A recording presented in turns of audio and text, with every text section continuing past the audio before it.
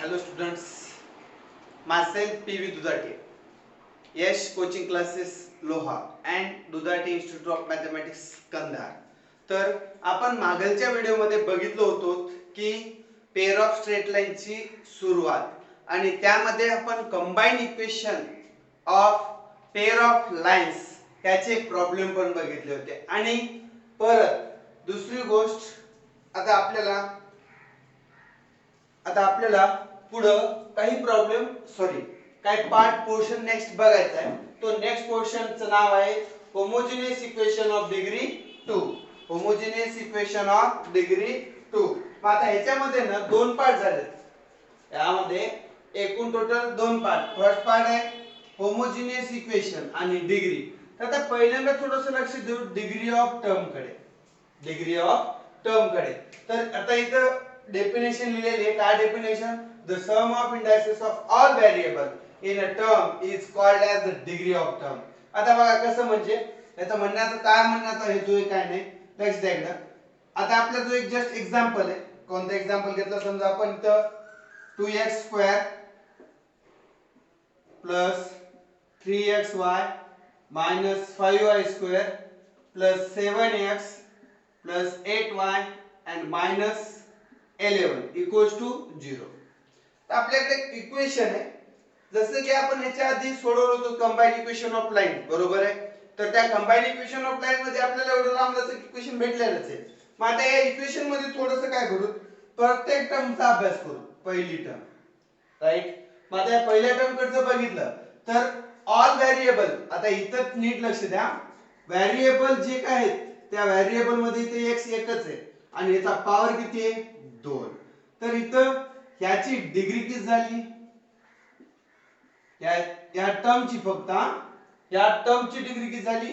2. त्याच्यानंतर इथं आपल्या जवळ 3xy आहे. कोण आहे? 3xy. नीट लक्ष बघा. कोण आहे? 3xy. आता या 3xy कडे जर बघितलं तर आपल्याला इथं एक गोष्टीकडे थोडंसं लक्ष द्या की द सम ऑफ इंडायसेस, बरोबर आहे. तर इथं थोडंसं लक्ष द्या. ऑल व्हेरिएबल बघा ना, व्हेरिएबल कोण आहेत? x आणि y. याचा पॉवर किती आहे? 1. याचा पॉवर काय? तर सम म्हणजे एकत्रित करा इंडायसेस त्या दोघाला एकत्रित करा. एक अधिक एक किती झाले? मग इथं 2. म्हणजे ह्याची पण डिग्री किती झाली आपल्या जवळ?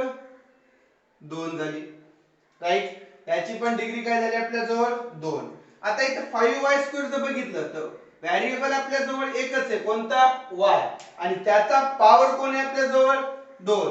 तर ह्याचं काय झालं? डिग्री 2. मग आता इथं पर्टिक्युलरली दोघांचं बघा तुम्ही. 1 व्हेरिएबल 1 डिग्री, 1 व्हेरिएबल 1 डिग्री. आणि इथं काहीच नाही. काही नाही म्हणजे काय असेल? व्हेरिएबलचा पॉवर 0 असेल. त्याला काय म्हणता येईल आपल्याला? 0 डिग्री. तर एकंदरीत तुम्हाला डिग्री काय ते कळलं. डिग्री कशी बघतात, कशाला बघतात ते, राईट. मग आता राहिला प्रश्न दुसरा कोणता आहे आपल्या जवळ? Homogeneous equation. कोणते? Homogeneous equation. बघा आता होमोजेनियस इक्वेशन म्हणजे काय की बाबा आता याला म्हणायचे काय? होमोजेनियस इक्वेशन म्हणजे काय? तर बघा, equation in which the degree of every term is same. म्हणजे त्या इक्वेशनच्या प्रत्येक टर्मची डिग्री काय असली पाहिजे? सेम असली पाहिजे. काय असली पाहिजे? सेम. म्हणजेच आता इथं बघा फक्त तिघाकडे नीट लक्ष द्या. कोण्या? पहिल्या तिघाकडे. या तिघांची डिग्री किती आहे? 2 2 2. म्हणजे इथपर्यंत हे इक्वेशन कसं होतं? सेम डिग्रीचं होतं. काय कसं होतं इक्वेशन? सेम डिग्रीचं. बट इथून डिग्री काय झाली? त्याची चेंज झाली. 1 1 0. मग आपण या इक्वेशनला होमोजेनियस इक्वेशन म्हणू शकतो का? तर नाही. तर मग बघा इकडे काय म्हणाले? A equation in which the degree of every term is same. The degree of every term is same is called as homogeneous equation homogeneous equation. मग आता एक्झाम्पल मध्ये बघूत आपण. तर बघा इकडे एक्झाम्पल नंबर 1. आता just 2x² minus 5xy equals to 0. आता याच्याकडे नीट लक्ष द्या. प्रत्येक टर्म कडे बघा बरं. हा, याचा पॉवर किती आहे? 2.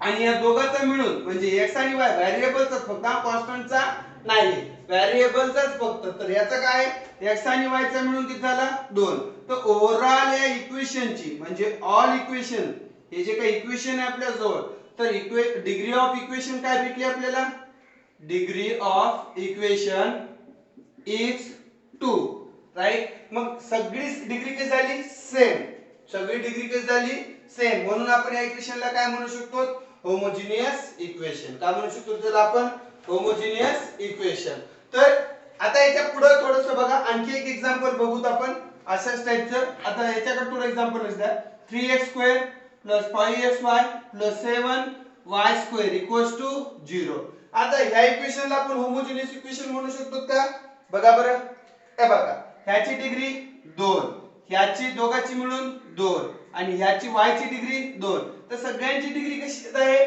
सेम तर आपण ह्या इक्वेशनला काय म्हणू शकतो होमोजिनियस इक्वेशन काय म्हणू शकतो त्याला आपण होमोजिनियस इक्वेशन ऑफ डिग्री आता इथे बघा of degree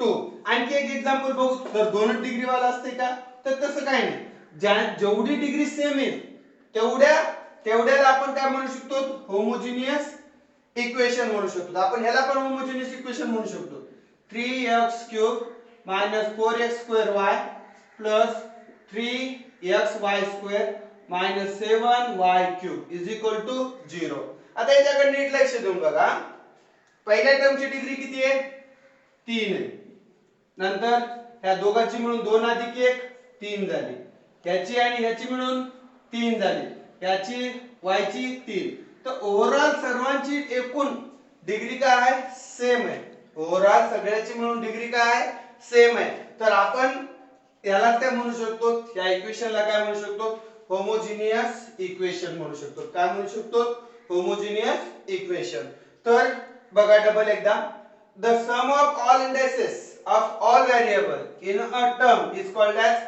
the degree of term त्या टर्मची स्पेशल डिग्री त्याच्यानंतर आपण होमोजिनियस इक्वेशन बघितलं तर होमोजिनियस इक्वेशन काय म्हणते अ equation in which the degree of every term is a same प्रत्येक टर्मची डिग्री कशी असली पाहिजे सेम असली पाहिजे प्रत्येक टर्मची डिग्री कशी असली पाहिजे सेम असली पाहिजे त्यावेळेस आपण त्या इक्वेशनला काय म्हणू शकतो होमोजिनियस इक्वेशन म्हणू शकतो काय म्हणू शकतो त्याला होमोजिनियस लक्षात ठेवा इथं आहे ते आहेच पुन्हा डिफरन्शियल इक्वेशन नावाचा चॅप्टर आहे आपल्या पार्ट सेकंड मध्ये डिफरन्शियल इक्वेशन नावाचा चॅप्टर आहे त्याच्यामध्ये टाइप आहे homogeneous equation homogeneous differential equation तिथं तुम्हाला होमोजिनियस इक्वेशन आहे की नाही ओळखावं लागेल आणि त्याच्यानुसार त्या टाइप नुसार त्याचा प्रॉब्लेम सोडवावा लागेल तर इथं फक्त हे लक्षात ठेवा की होमोजिनियस इक्वेशन म्हणजे काय दॅट्स इट तर आता आपल्या पुढे थेरम आहे तो थेरम लिहून घेऊ तोपर्यंत हे नोट डाऊन करून घ्या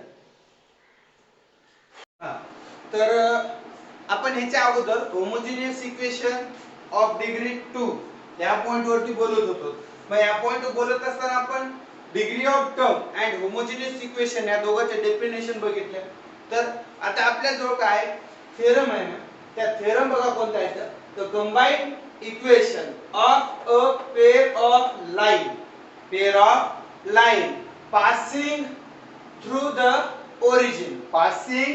थ्रू द ओरिजिन आता ह्या शब्दाकडे लक्ष द्या थोडंसं कोणत्या पासिंग थ्रू द ओरिजिन कडे कोणत्या शब्दाकडे लक्ष देता पासिंग थ्रू द ओरिजिन कडे तर पासिंग थ्रू द ओरिजिन म्हटलं तर आता एक सिंपल गोष्ट शब्द आपल्या जो इक्वेशन ऑफ लाईन काय होतं हे बघा आपल्याकडे इक्वेशन ऑफ लाईन होतं ax + by + c = 0 मग आता ह्या इक्वेशनला आपण काय म्हणलो का पासिंग थ्रू द ओरिजिन नाही हा इक्वेशन काय झालं पासिंग थ्रू एनी पॉइंट मग लक्ष द्या कधी पण इक्वेशन मध्ये जर हा इंटरसेप्ट कॅन्सल झाला कोण कॉन्स्टंट c कॅन्सल झाला तर ते इक्वेशन ax + by = 0 तर हे इक्वेशन ऑलवेज म्हणजे this type of equation is always passing through the origin कुठून पास होतात ते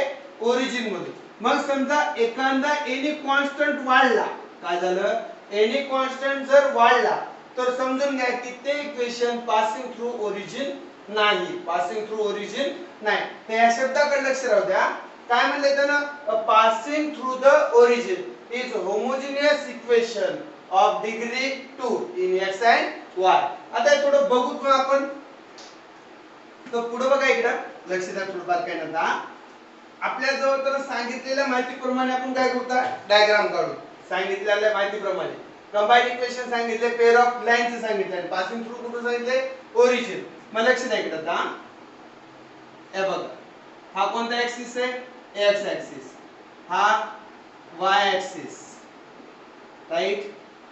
इथल्या पॉइंटला काय म्हणतात, ओरिजिन. त्याला ओ न दाखवतात. कशाने दाखवतात, ओ न. बरोबर आहे. मग आता आपल्याला कोणत्या लाईन पाहिजे, those line which is passing through the origin. आता बघा आपल्याजवळ एक लाईन मी ड्रॉ केली. तर फर्स्ट लाईन आहे समजा, आपण हिचं नाव काय दिलं, यू नाव दिलं, राईट. आणि आता एक दुसरी लाईन आहे. ही लाईन कुठून पास गेली, ओरिजिन मधूनच पास आहे. तिचं नाव आपण काय दिलं, व्ही दिलं, राईट. मग पहिल्या लाईनीचं नाव काय आपल्या जवळ, यू, आणि दुसऱ्या लाईनीचं नाव काय, व्ही आहे. मग ते दोन्ही लाईन कुठून पास आहेत, ओरिजिन मधून. मग या ठिकाणी कोण नसणार, सी नसणार. तर या लाईनीचं इक्वेशन काय भेटेल, a1x b1y = 0. कोण कोण कॅन्सल आहे, नीट लक्ष द्या. C cancel, constant cancel. फक्त दोन टर्म आहेत, x आणि y च्या. त्याच्यानंतर या लाईनचं इक्वेशन काय भेटेल, a2x b2y = 0, राईट. तर डायग्राम मध्ये काय काय केलं कळालं तुम्हाला. तर आपण डायग्राम मध्ये काय केलं, एक ग्राफ काढला, sorry x axis Y axis काढलं आणि दोन लाईनी अशा घेतल्या ज्या की कुठून पास येतात, ओरिजिन मधून पास येतात. Those lines which is passing through origin.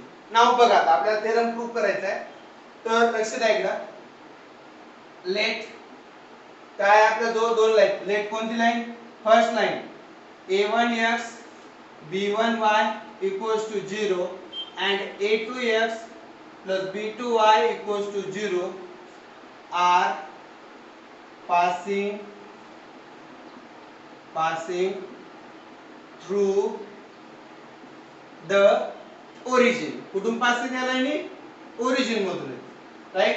मग आता ह्याचं काय करायचं सांगितलं आपल्याला, हे बघा त्या लाईनी पासिंग थ्रू ओरिजिन पाहिजे. पुन्हा परत त्याचं काय फाइंड आउट करायला सांगितले, कंबाईंड इक्वेशन. काय करायला सांगितलं त्यानं, कंबाईंड इक्वेशन. मग आता आपल्याला माहिती आहे कंबाईंड इक्वेशन म्हणजे कसं असतं ते, combined equation of pair of lines. काय सांगा बरं, बघितलं ना आपण याच्या अगोदरच्या प्रॉब्लेम मध्ये, combined equation of pair of lines u into v = 0. u into v = 0. मग आता u लाईन कोण आहे आपल्या जवळ, हे बघा इथं सांगितलं u लाईन, आणि ही कोणती लाईन आहे, v. दोन्ही ठेवून टाकूत, मग काय भेटेल बघा बरं. u लाईन काय आपल्या जवळ a1x plus b1y, आणि ही लाईन कोणती आहे, a2x b2y = 0. That's it. इथपर्यंत तर क्लिअर झालं. आता काय हो याच्या पुढचं तुम्हाला माहिती आहे, काय करता आपण, त्या दोघांचं मल्टिप्लिकेशन करता, बरोबर आहे. म्हणजे a1x न या ब्रॅकेटला कोणता ब्रॅकेट आहे, a2x b2y भेटलं, प्लस आता कोणाची बारी, b1y ची बारी. कोणासोबत गुणाकार करण्याची, सेकंड ब्रॅकेट सोबत = 0. मग आता सेकंड ब्रॅकेट सोबत गुणाकार करताना आपण त्याला काय करतो, यानं याच्या सोबत मल्टिप्लाय करतो. a1 ने याच्या सोबत मल्टिप्लाय केला काय भेटेल, a1 a2 x गुणिले x x² प्लस नंतर आता कोणी आपल्या जवळ a1 x चा गुणाकार कोणासोबत आहे, b2y सोबत. तर काय गुणाकार, a1 b2 xy, right. Variable साइडला ठेवून टाकले. त्याच्यानंतर प्लस आता कोणाची बारी आहे, या दोघांची, b1y न a2x सोबत गुणाकार करायचा, b1 a2 xy प्लस आता कोणासोबत गुणाकार करायचा, b1y न गुणाकार करायचा b2y सोबत, म्हणजे b1 * b2 आणि y * y काय भेटेल, y² = 0. आता ह्या इक्वेशन मधून ह्या दोघांमधून काय कॉमन निघेल आपल्याजवळ, राईट. मग ह्या दोघातून कॉमन काय निघालं आपल्याजवळ, कॉमन राहिलेला पार्टला फक्त अंडरलाईन करू, बाकीचं कट करून टाकू. बरोबर आहे. म्हणजे एक्स वाय काढून टाका कॉमन. काय भेटेल मग आपल्याजवळ इथं, हे बघा a1 a2 x² plus bracket मध्ये काय राहील a1 b2 b1 a2 xy plus आता इथं b1 b2 y² is equal to 0, y² is equal to 0. तर मग आता आपल्याला काय करावं लागेल, थोडंसं आता ह्या इक्वेशन कडे थोडं बारकाईने लक्ष द्या. बघा आता याने काय म्हटले, the combined equation of a pair of line passing through the origin is homogeneous equation. कळाले ना, homogeneous equation म्हणजे काय बघावं लागेल, आता डिग्री चेक आउट करावं लागेल. कोणाची, व्हेरिएबलची. कोण आहेत व्हेरिएबल, x आणि y. मग आता बघा इकडं तर सांगितलंय पण काय, ऑफ डिग्री 2. आबा डिग्री 2 आहे म्हणजे काय म्हणले तर degree 2 in x and y.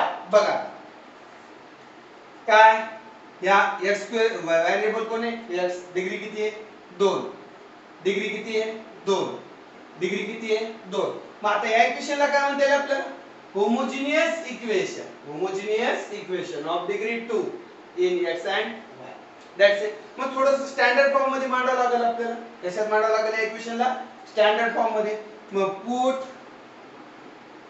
In this equation काय पुट करायचं बघा आपल्याला, a1 a2 ची किंमत a ठेवून टाकायची, काही ठेवू शकता, काय प्रॉब्लेम नाही. b1 b2 ची किंमत b आणि a1 b2 plus b1 a2 ची किंमत 2h. थोडं स्टँडर्ड फॉर्म मध्ये कन्वर्शन होईल इक्वेशन. तर मग आपल्याला रिक्वायर्ड इक्वेशन काय भेटेल बघा. आता इकडे a1 a2 च्या ठिकाणी काय ठेवले आपण, a x² right plus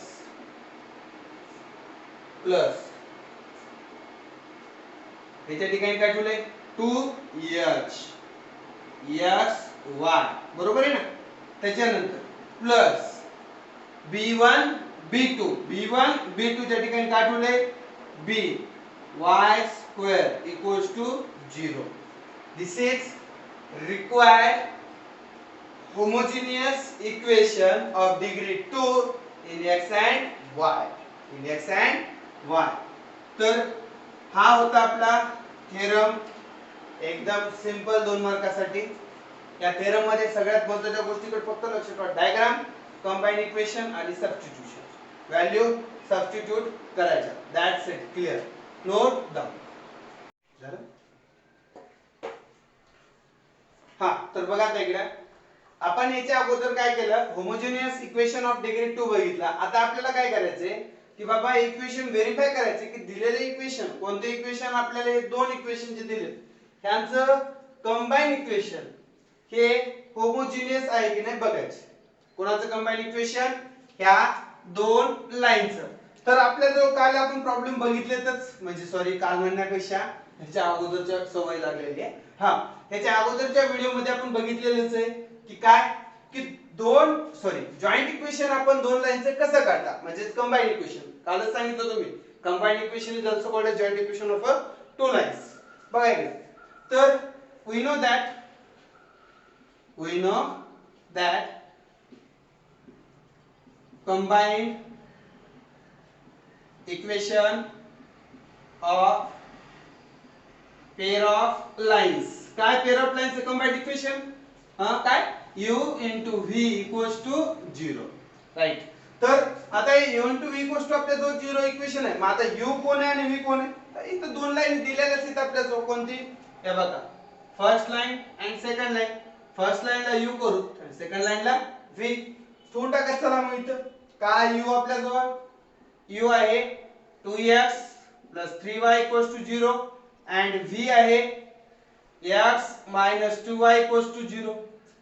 right. आता याचं कंबाइंड इक्वेशन मध्ये आपण ठेवून टाकू u आणि v मध्ये. काय भेटेल 2x प्लस 3y. त्याच्यानंतर नेक्स्ट कोण आहे आपल्याजवळ v, x minus 2y equals to 0.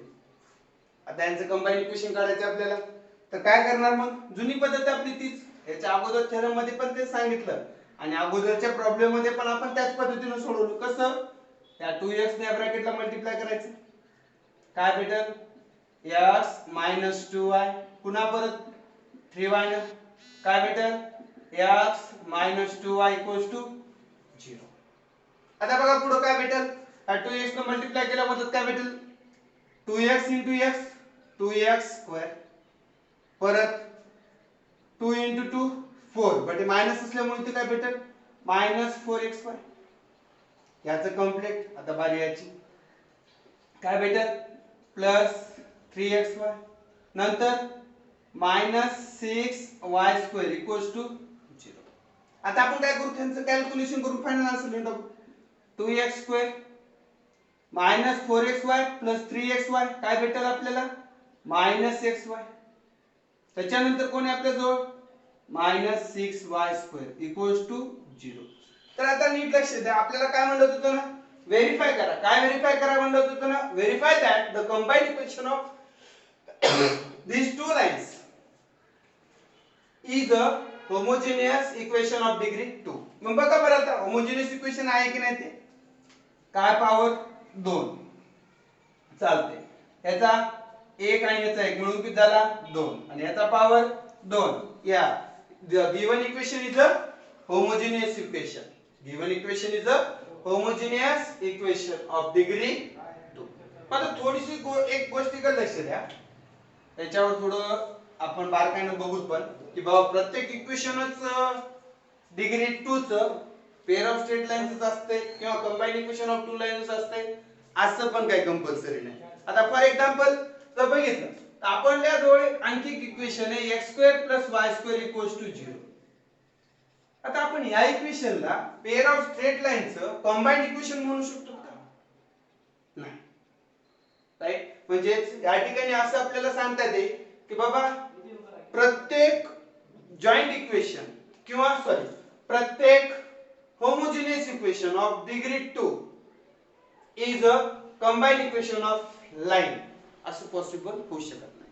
प्रत्येक घडत नाही. फक्त काही ठराविकच घडू शकतात ज्यांचं सेपरेशन अवेलेबल आहे तेच. ज्यांचं सेपरेशन जर आपण सेपरेट केले आपण त्याला सेपरेटेड केल्यानंतर आपल्याला त्याची 2 इक्वेशन भेटतील. काय भेटतील? 2 इक्वेशन. तर त्यांनाच आपण काय म्हणू शकतो? त्यांनाच आपण म्हणू शकतो त्याच इक्वेशनच्या कंबाइंड इक्वेशनलाच आपण म्हणू शकतो homogeneous equation of degree 2 and this is the equation of straight lines. That's it. Problem note down करून घ्या. आता याच्यानंतर आपला जो एक थेरम आहे, थेरम खूप आयएमपी आहे.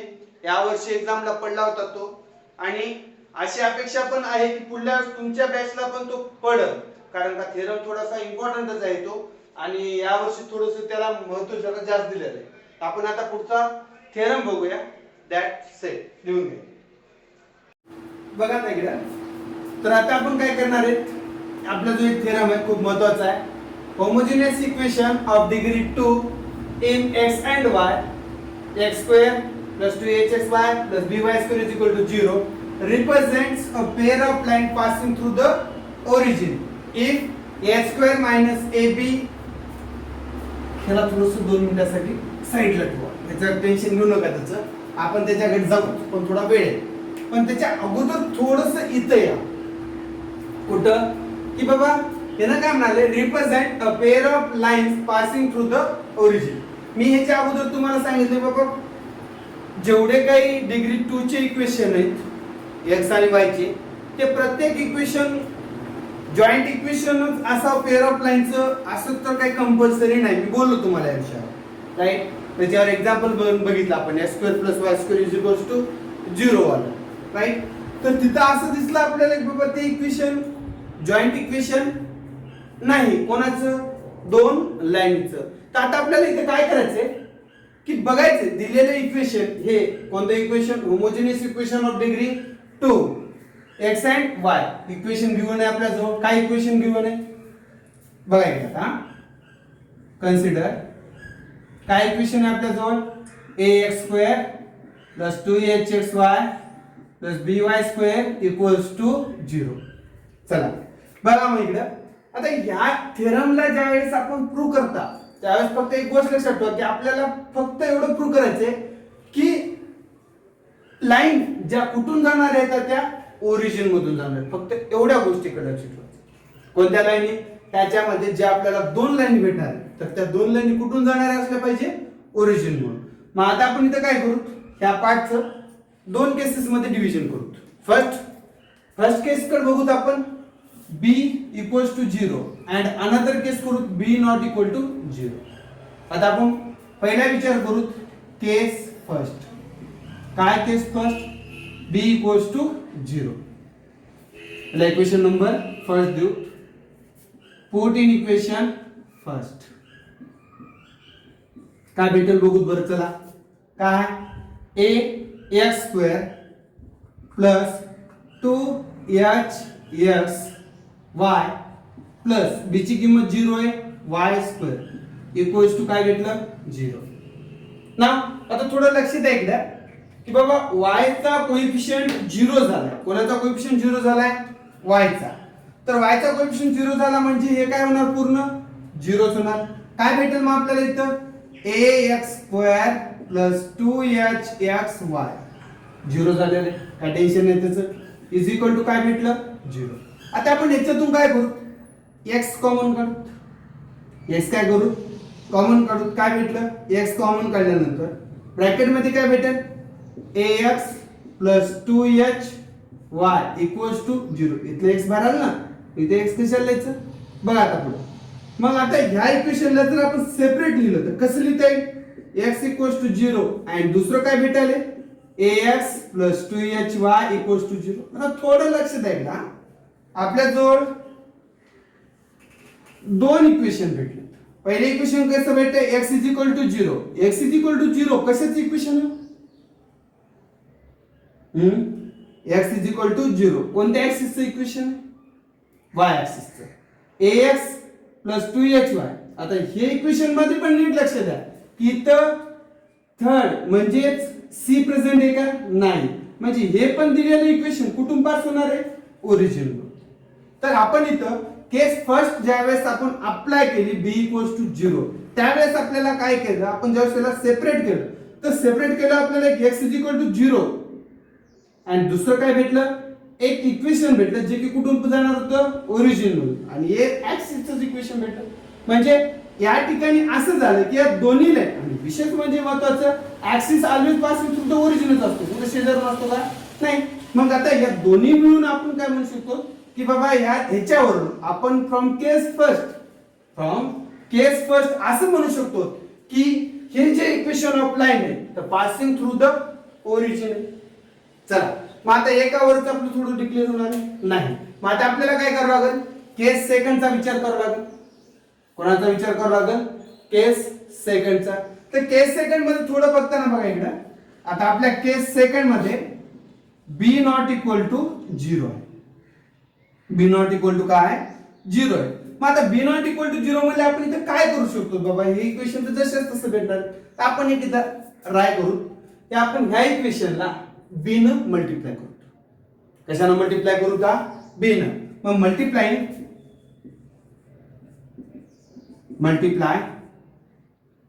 b by both side of equation. कोणते इक्वेशन आहे फर्स्ट. तर आता काय भेटेल आपल्याला इक्वेशन बरं कशाने मल्टिप्लाय करायचं आपल्याला b न. करा बरं मल्टिप्लाय b न. काय भेटेल abx² त्याच्यानंतर प्लस 2hbxy आपण b न मल्टिप्लाय केलं ना मग कोणती टर्म वाढणार b वाढणारच प्लस आता इथं कोण आहे b² y². b न मल्टिप्लाय केलं त्याच्यामुळं हे झालं आणि 0 न b ला जर मल्टिप्लाय केलं तर काय फरक पडणार नाही राईट. आता काय करू तिथं आपल्या जवळ ही टर्म थोडीशी ऑड ऑर्डर ला पलीकडल्या साईडला शिफ्ट करू. काय भेटेल इथं 2hbxy plus B square Y square is equal to, आता इकडे प्लस आहे तिकडे जाऊन काय होणार minus A B X square A B X square. आता थोडस ह्याच्याकडे बारकाईने लक्ष द्या, थोडं ह्या बाजूकडे बघा. या बाजूकडे बघितलं याचं थोडं स्ट्रक्चर तुम्हाला असं दिसत आहे का, 2ab plus B square structure फक्त बघा म्हणतोय हा, स्ट्रक्चर दिसतोय का असं कोणत्या पद्धतीनं 2ab प्लस बी स्क्वेअर कोणाचं स्ट्रक्चर ह्या साईडचं, म्हणजे आपला LHS हा हाफ आहे कशाचा स्क्वेअरचा. म्हणजे मग काय करावं लागेल इथं, to make LHS is a complete square, then we add on both side. आता दोन्ही बाजूला काय ऍड करायचं ते बघू. तिथं जागा रिकामी ठेवलेली मी बघू थोडस. आता बघायला आता ह्या इक्वेशनला आपण कंप्लीट कधी करू शकतो, जर आपल्या जवळ ए स्क्वेअर असेल तर. कोण असेल तर ए स्क्वेअर, म्हणजे ए स्क्वेअर आपण कोणता घालत कशाच्यावरून, आपला जो फॉर्म्युला आहे ना ए प्लस बी होल स्क्वेअर, ए प्लस बी होल स्क्वेअर काय ए square plus 2ab plus B square. तशाच प्रमाणे इथं आपण काय घेतलं, म्हणजे ह्याच्याकडे बघून याचा वर्ग घेतला, याचा वर्ग तर बाजूला होताच. मग आता इथं थोडस लक्ष द्या, आपल्या जवळ बी आणि वाय यालाच आपण कम्प्लिटली बी स्क्वेअर लिहू शकतो तसं. आणि आता इथं हे बघा कोण नवीन भेटाले एच आणि एक्स, कोण भेटाले एच आणि एक्स. हे टू तर आपण बी वाय ला तर बी लिहायलाच, पण एच्या ठिकाणी कोण आहे एच आणि एक्स. म्हणजे आपल्याला काय करावं लागेल, ऍड ऑन बोथ साइड. कोणाला ऍड ऑन बोथ साइड करावं लागेल, एच स्क्वेअर आणि एक्स स्क्वेअरला. कोणाला ऍड ऑन सबट्रॅक्ट करावं लागेल, H square and x square. ह्या दोघांचा प्रोडक्ट आपल्याला काय करावं लागेल, ऍड अँड सबट्रॅक्ट करावं लागेल. कुठं बोथ साइड मध्ये. कशासाठी, to make LHS is a complete square. To make LHS is a complete square. तर काय भेटेल बघा बरं. आता इथं LHS ला जर आपण काय केलं कम्प्लीट स्क्वेअर करण्यासाठी ऍड काय केलं, बोथ साइडला ऍड केले ना आपण एच स्क्वेअर एच स्क्वेअर. काय भेटेल बघा बरं, हे बघा H square X square add झालेलं. आणि इथं कोण आहे आपल्या जवळ जुनं 2h बी एक्स वाय प्लस आणखी कोण आहे B square Y square is equal to. आता पलीकडल्या साईडला आपण पण ऍडच केले ना, कोण ऍड केले H square X square minus कोण होतं तिथं ए बी एक्स स्क्वेअर. आता थोडस बघून घ्या प्रॉब्लेम कडे, आपल्याला थोडस स्ट्रक्चर पण छानसं भेटलं इथं. आता याला कम्प्लीटला काय लिहिता येईल आपल्याला सगळ्याला, याला आपण असं लिहू शकतो का H X plus B Y whole square right. आणि तिकडच्या बाजूला थोडस लक्ष द्या, फक्त इथं स्क्वेअरचा पार्ट कोण आहे एक्स स्क्वेअर आहे, आपण बाहेर काढूया. काय भेटेल मग H square minus A B, H square minus A बी.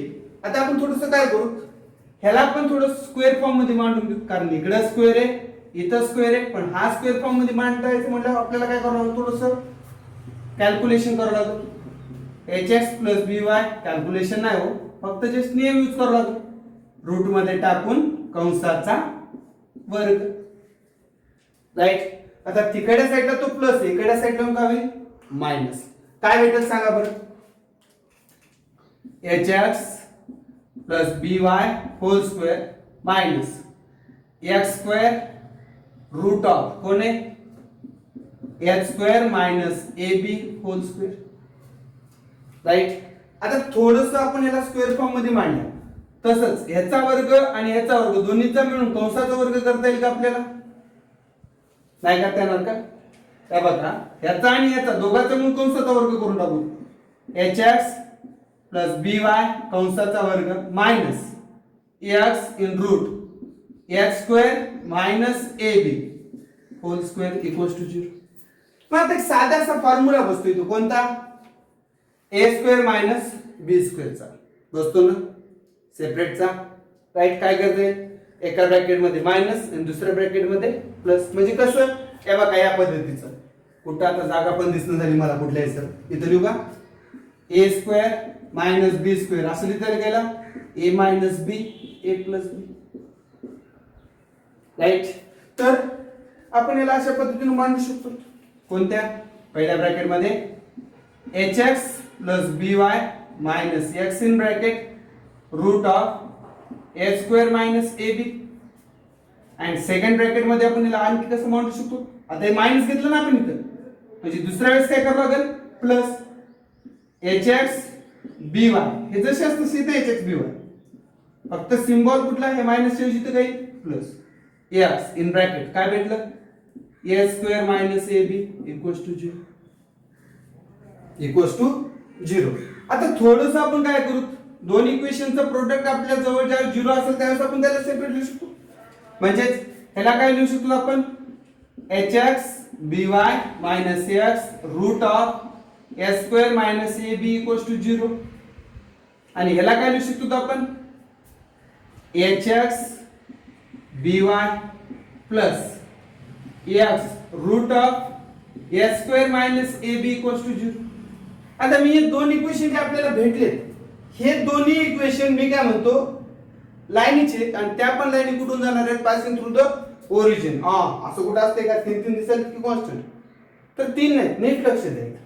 जर मी इथं एक्स कॉमन काढला आहे दोघांतून काय भेटेल बघा बरं H minus root of A square minus A B. हे एक्स इकडे लिहिण्याऐवजी इकडे लिहतो कोएफिशिएंट ऑफ एक्स पुन्हा परत बी वाय इक्वल्स टू 0 भेटलं. मग आता सांगा फक्त इक्वेशन मध्ये काय एक्स आणि वाय थर्ड कोएफिशिएंट आहे का कॉन्स्टंट वाला नाही. म्हणजे हे पण इक्वेशन कुठून पास होणार आहे ओरिजिन मधून. आता ह्याच्याकडे बघू.